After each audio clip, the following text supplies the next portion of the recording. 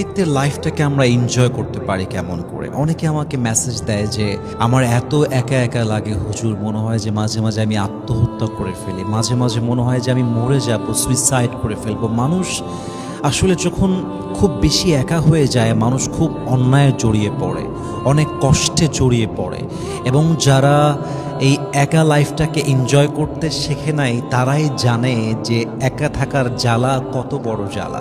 Number 1, যদি আপনি এই একা একা জীবনটাকে এনজয় করতে চান, আপনার জীবনের এই একাকিত্বটাকে আল্লাহর পক্ষ থেকে আসা একটা রহমত হিসেবে অ্যাকসেপ্ট করেন।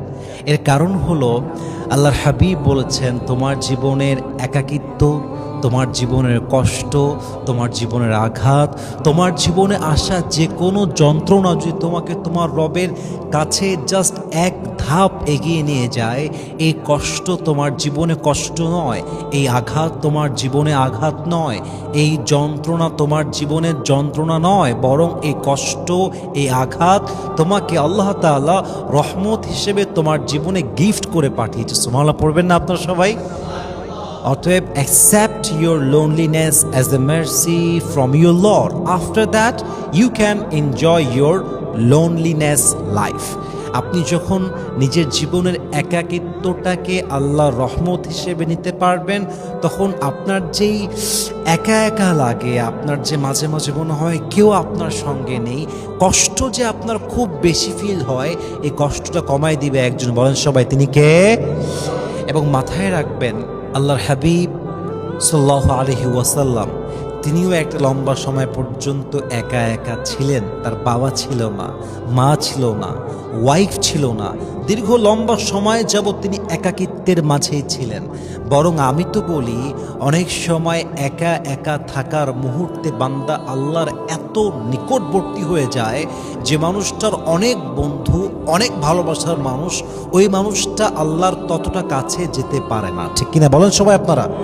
এজন্য আল্লাহর এই একাকিত্বের যে মুহূর্তটা আল্লাহ আপনাকে দিয়েছেন, এই একাকিত্ব মুহূর্তটাকে আল্লাহ রহমত হিসেবে অ্যাকসেপ্ট করবেন, বলেন সবাই ইনশাআল্লাহ। এবং সবচেয়ে বড় বিষয় কি জানেন? এটা রহমত এই জন্য যে মাঝে মাঝে একা থাকা উত্তম বেঈমানের সঙ্গে থাকার চাইতে, মাঝে মাঝে একা থাকা উত্তম বিশ্বাসঘাতকের সঙ্গে বাঁচার চাইতে। ইভেন আমার কাছে মনে হয় যে একজন মানুষ ন্যাংরার সঙ্গে বাঁচতে পারে, ঘোড়ার সঙ্গে বাঁচতে পারে, একজন মানুষ অন্ধের সঙ্গে বসবাস করতে পারে, কিন্তু একজন মানুষ কখনো বেঈমান গাদ্দারের সঙ্গে আজীবন বাঁচতে পারে না। ঠিক কিনা বলেন সবাই আপনারা? কবি লিখেছেন, খুব সুন্দর একটা কবিতা আমার মনে পড়ে গেল। मैं अकेला रहना नहीं चाहता था मगर अब मुझे अकेला रहना ज़रूर है। मैं अकेला रहना नहीं चाहता था मगर अब मुझे अकेला रहना ज़रूर है। गद्दार के साथ जीने से अकेला जीना बेहतर है। दिल तो हमेशा ये कहता है कि तुझे कोई ना कोई सहारा ज़रूर चाहिए। दिल तो हमेशा ये कहता है कि तुझे कोई ना कोई सहारा ज़रूर चाहिए। फिर मैं अपने आप से पूछता हूँ कि तुझे धोखा दोबारा क्यों चाहिए। What an amazing words it is! কত মারাত্মক কথা এটা। উনি বলেন যে আমি কখনো একা থাকতে চাই নাই, কিন্তু আমার মনে হচ্ছে আমাকে একা থাকতে এখন অবশ্যই হবে, কারণ আমার মন তো মাঝে মাঝে আমাকে বলে তোর তো একজন সঙ্গীর দরকার, একজন পার্টনার দরকার।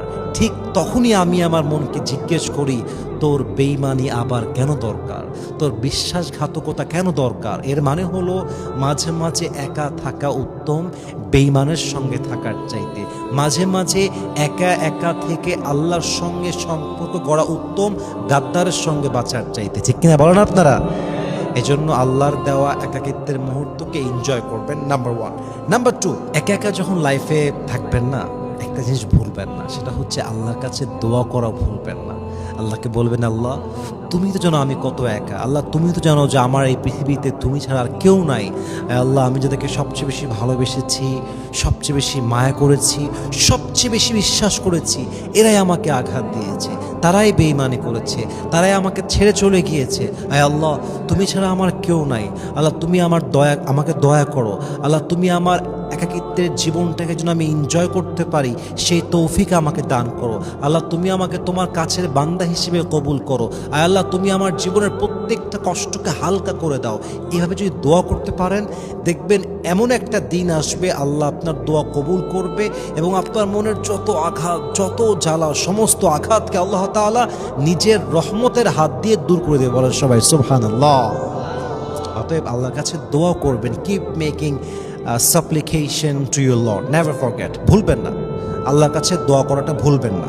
3 নাম্বার, দেখেন একাকিত্ব হচ্ছে 2 প্রকার, এক হচ্ছে ফিজিক্যালি আর এক হচ্ছে মেন্টালি। ফিজিক্যালি মানে কি, সমাজ একদিকে কিন্তু আপনি আপনার রুমে একা আছেন, এটা হচ্ছে শারীরিকভাবে একা হওয়া। আরটা হচ্ছে মেন্টালি একা হওয়া, যেমন আপনি বাজারে ঘুরতেছেন তবু আপনার মনে হচ্ছে আপনার কেউ নাই, কারণ কি হাজার মানুষের ভিড়ও আপনার আপন মানুষ কেউ নাই। কথা কি বোঝা যায় নাকি যায় না? ফিজিক্যালি একা মানে আমি আমার রুমে একা আছি, আসলে কেউ নাই। আর মেন্টালি একা মানে হচ্ছে আশেপাশে অনেক লোক আমার আছে কিন্তু আমার মনে আমার কেউ নেই, আমার সঙ্গে আমার আপন কেউ নেই। আপনি যদি মেন্টালি আল্লাহর সঙ্গে কানেক্ট হতে পারেন যে ইয়েস আল্লাহ আমার সাথে আছে, লা তাহজান ইন্নাল্লাহা মা'ানা, রাসূল বলেছিলেন never lose hope, Allah is with us.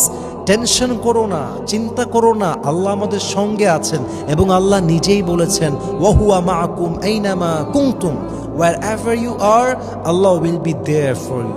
তুমি যেখানেই থাকো না কেন আমি আল্লাহ তোমার সঙ্গে আছি। তো যখন আপনি মেন্টালি আল্লাহর সঙ্গে কানেক্ট হবেন, কেউ নাই আল্লাহ আছে, কোনো বন্ধু নেই আল্লাহ আছে, কেউ আমাকে বোঝে না আল্লাহ আছে, আমি বড্ড একা আমার আল্লাহ আছে, আমার অনেক কষ্ট আমার আল্লাহ আছে, মানুষ আমাকে ছেড়ে চলে গেছে আমার আল্লাহ আছে, মানুষ আমাকে আঘাত দিয়েছে আমার আল্লাহ আছে, মানুষ আমার সঙ্গে বেঈমানি করেছে আমার আল্লাহ আছে। আল্লাহ আল্লাহ আল্লাহ, তুমি আমার সঙ্গে আছো, আর কেউ নাই। এই যে আপনার যোগাযোগ আল্লাহর সাথে, যে আল্লাহ তুমি আছো, এই একটা বিশ্বাস আপনাকে আপনার হাজার কষ্ট থেকে লক্ষ কোটি মাইল দূরে নিয়ে যাবে। ঠিক কিনা বলেন আপনার সবাই? Mentally you have to be connected with your Lord, that Allah is with you forever। আল্লাহ আপনার সঙ্গে আছে, এই বিশ্বাস ডেভেলপ করবেন যত, একাকিত্বের লাইফটাকে এনজয় করবেন তত। বলেন ইনশাআল্লাহ। সর্বশেষ একটা কথা বলে আমার স্পিচ আমি শেষ করতে চাই। দেখেন, একা থাকাটা এটা কোনো নেচার নয়। একা থাকার এই কষ্টের সবচেয়ে বড় সমাধান হচ্ছে গেট ম্যারিড, হালালভাবে বিয়ে করে নেওয়া। যতক্ষণ পর্যন্ত আপনি হালালভাবে বিয়ে না করবেন আপনার একাকিত্বের কষ্ট দূর হবে না। কারণ দেখেন, আপনি পৃথিবীর সব জায়গায় ফাইট করতে পারবেন কিন্তু আল্লাহর দেওয়া যেই নেচারটা আছে ওইটার সঙ্গে আপনি ফাইট করতে পারবেন না। যেমন আপনার পেটে ব্যথা হয়েছে, আপনার ওয়াশরুমে যাওয়া লাগবে, এটা হচ্ছে আল্লাহর দেওয়া নেচার। আপনি যতই মোটিভেশন নেন, যতই না আমি পারবই, আপনি পারবেন না, কারণ এটা আল্লাহর দেওয়া নেচার। আপনার মনে করেন ইউরিন পাস করার জন্য একটা প্রেশার আসছে, পেশাব করতে হবে, আপনি যতই যুদ্ধ করেন যে পেশাব আমি করবো না, আপনি পারবেন না, এটা আল্লাহর দেওয়া নেচার। আপনার ক্ষুধা লেগেছে, 1 দিন গেল, 2 দিন গেল, 3 দিনের বেলা আপনি আর পারবেন না, এটা আল্লাহর দেওয়া নেচার। তো একাকিত্বের জীবনটা আল্লাহর দেওয়া আসল নেচার নয়। আল্লাহর দেওয়া নেচার হচ্ছে হালালভাবে বিয়ে করা, সংসার করা, সন্তান জন্ম দেওয়া এবং আল্লাহর রাস্তায় চলা। এটা হচ্ছে আল্লাহর দেওয়া নেচার। এবং আপনি আল্লাহর দেওয়া নেচার থেকে ভেগে গিয়ে আপনি আপনার যুদ্ধে কখনো বিজয়ী হতে পারবেন না। বরং একটা কথা বলে দেই, মানুষ আপনাকে ধোঁকা দিবে, আরে বিয়ে করিস না, বিয়ে করলে চাপ হবে, সংসার হবে, বউ হবে, বাচ্চা হবে, কষ্ট হবে, কি খাবি, কেমনে পড়বি, কই থাকবি, মানুষ আপনাকে ধোঁকা দিবে।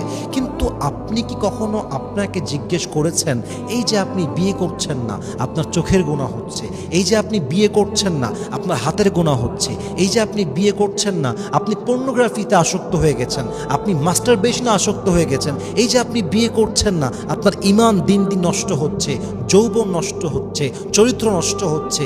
আরে আমার কথা একটা, আমার নবী যদি খাদিজাকে বিয়ে করতে পারে, আমার নবী যদি 11 জন স্ত্রীকে রাখতে পারে, তো তুমি কোন মামুর বেড়া তোমার বিয়ে লাগবে? What's the hell you talking? না, এটা আই এম ভেরি সিরিয়াস। এটা মানুষ ধোঁকা দেয় যাতে করে আপনি আপনার জীবনে আরো বেশি কষ্ট পান। মাথায় রাখবেন, একজন স্ত্রীকে পেয়ে কষ্ট পাওয়া উত্তম একা বেঁচে কষ্ট পাওয়ার চাইতে। এটা বাস্তব কথা। আপনি যখন হারালে থাকবেন, আপনার জীবনে আল্লাহ তাআলা হাজার গুণ বেশি বরকত বাড়ায় দেবে। এজন্য প্রিয় ভাইয়েরা আমার, একাকিত্ব দূর করার সবচেয়ে বড় উত্তম পন্থা হচ্ছে হালালভাবে জীবন সঙ্গী চুজ করে বিয়ে করে নেওয়া। দেখবেন আল্লাহ আপনার কষ্টকে হাজার গুণ কমায় দিবে। আল্লাহ তাআলা আমাদের সবাইকে যেন আমল করার তৌফিক দান করে, পড়েন সবাই আমিন।